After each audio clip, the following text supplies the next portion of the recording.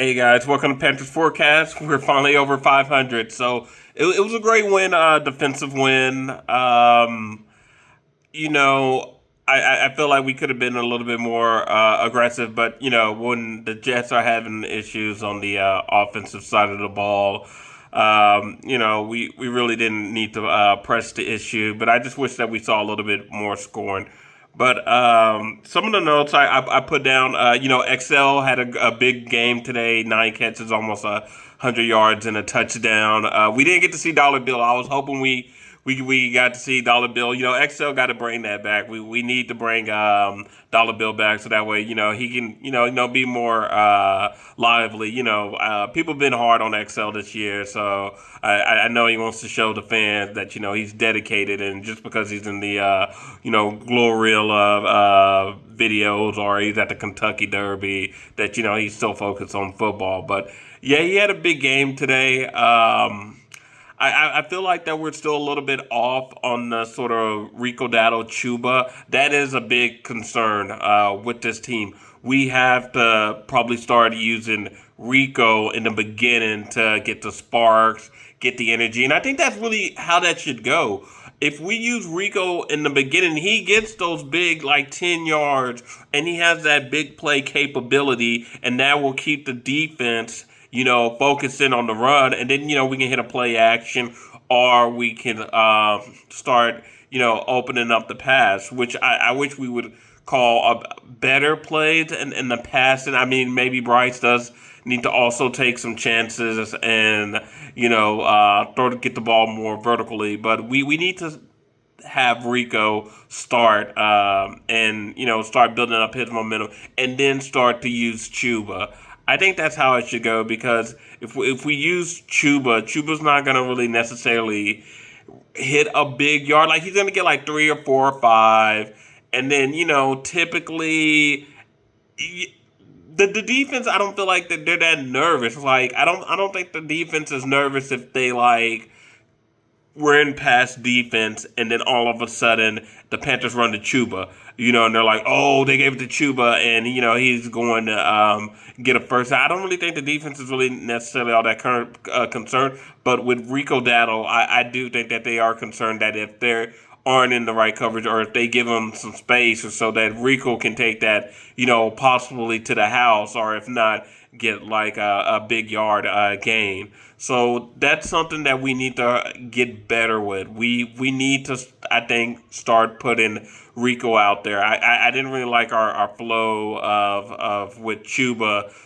starting and leading off, and then Rico coming in, even though Rico was still able to get I think he got about like 90 yards, and he had some catches in there. But another thing also, to bring up that point, and I wrote this down, that 4th and 1. Now, luckily, the Jets didn't capitalize at all when we failed to get that conversion. I think that was the only fourth down that we failed to get a conversion on this game.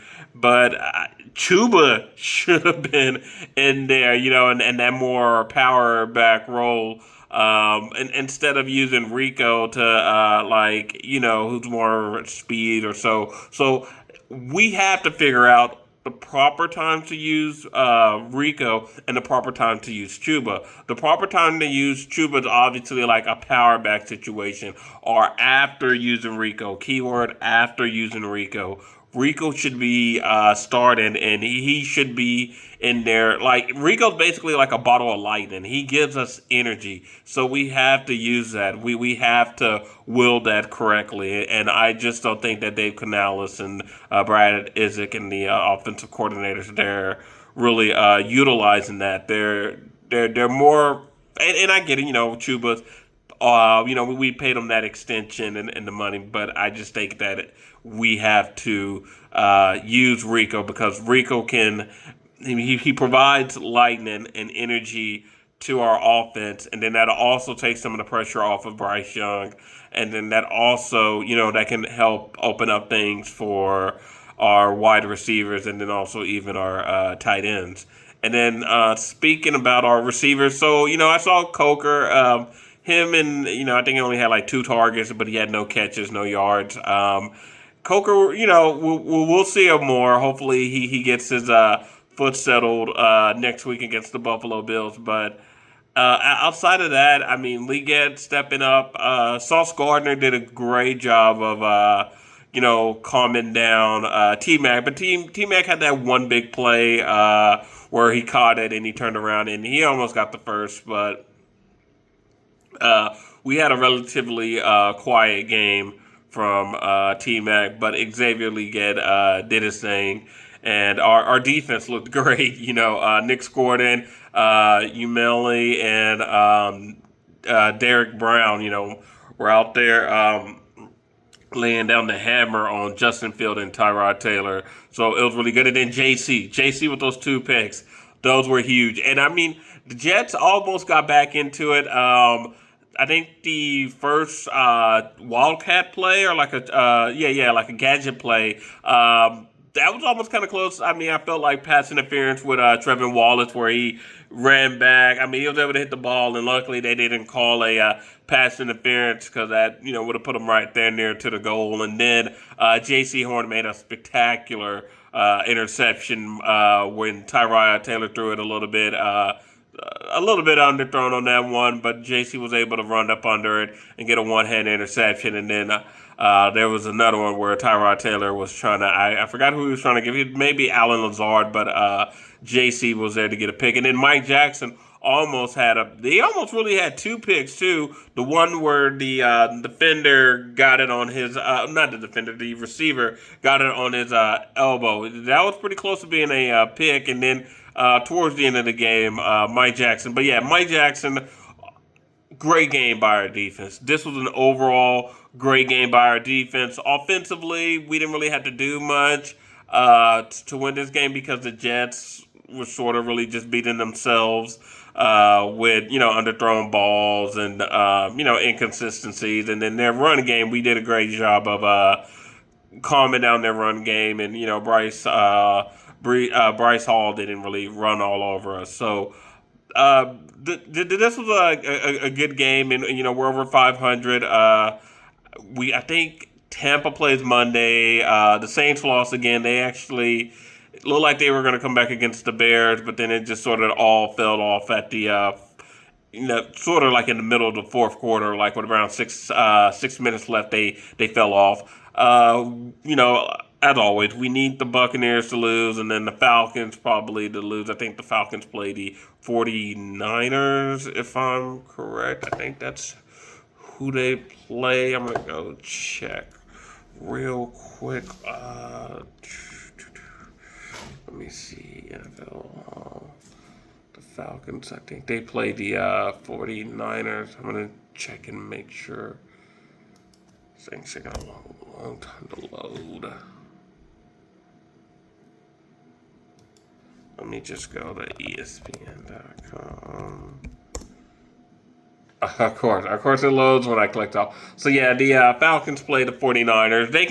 It's in San Francisco. So yeah, the Falcons still, I believe, can possibly win the game. I'm going to watch that game tonight. I'm also going to watch the Washington and the Cowboys. I may even also try to catch some of the Green Bay because as we are playing the Bills in Green Bay next, and then Tampa will be playing. Let me make sure with the NFL. Tampa will be playing. Let me see. Schedule. Christ, I hate when that happens. Yeah, so Tampa will be playing at Detroit. Detroit's not.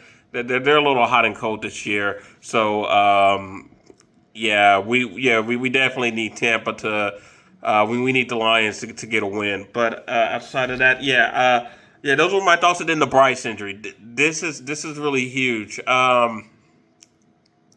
Hopefully he's not out against the Bills. These next 2 games against the Bills and the Packers are really going to be a great litmus test for how good we are. How can we fare in the playoffs? These are both playoff teams, with the Bills possibly being like the among the favorites with the AFC as far as getting into the AFC Championship and then even the Super Bowl, Whereas the Green Bay Packers, I like the Green Bay Packers. I actually think with the trade for what's his name with the Cowboy, Micah Parsons. Yeah, I actually like that trade, and I think they're going to do a good job this year. That they can potentially be in the NFC championship, and possibly make it to the Super Bowl. The Rams are another good team in that area, but. Yeah, the Green Bay Packers. We need to see how serious Bryce Young's injury looks. It didn't look too bad. He may have like tweaked his ankle, but we'll know more. I guess today with this presser with Dave Canales, and also through the week. But it'd be a major blow if we miss Bryce against Buffalo coming into Charlotte. I don't know how Andy Dalton would fare well against Buffalo's defense, but I really want to see Bryce play Buffalo, and we can't have this.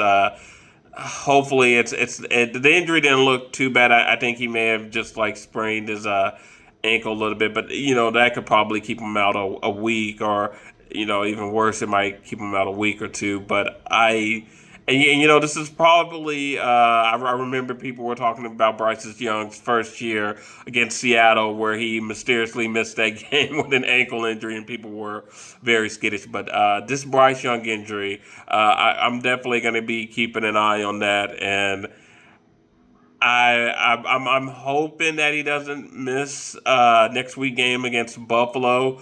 Because like I've been saying that's a good litmus test to see how good we are, and how can we fare if we make it to the playoffs. But yeah, it was a good game, good win, and that's just all. That's all here from Panthers Forecast, and I will keep you guys updated, and then I'm gonna try to keep more videos coming out more consistently. But take care.